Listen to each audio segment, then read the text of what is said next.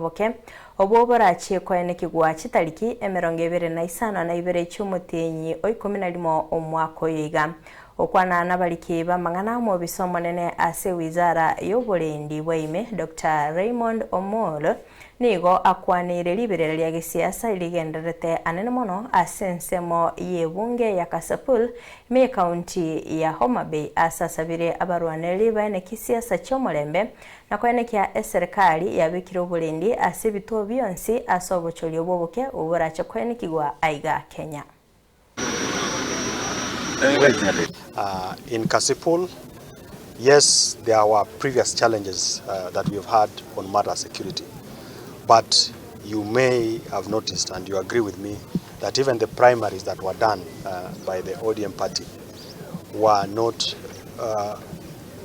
shrouded in the kind of violence that we have experienced in the past. And for me, that gives me the comfort that as we go into the by-election in Kasipul and the rest of the country, we will have a peaceful exercise. But I also want to take the opportunity to call upon not just the people of Kasipul, but the country, that we must be tolerant.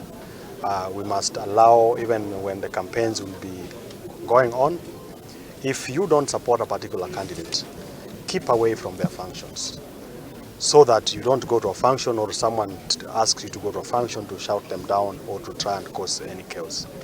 And that is the appeal to the people of Kasipul and also to the candidates who will be cleared by IEBC to contest. As we campaign, let's embrace each other. The most important thing as we campaign is peace. We need peace in our constituency. We should have peaceful campaigns, because at the end of the day, we only need one candidate. So let's be peaceful during our campaigns.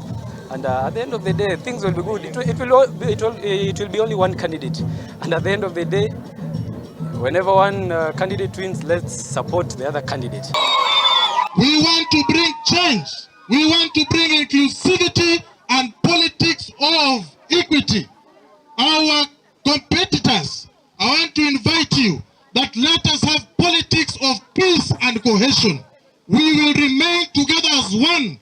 After this election, we are all members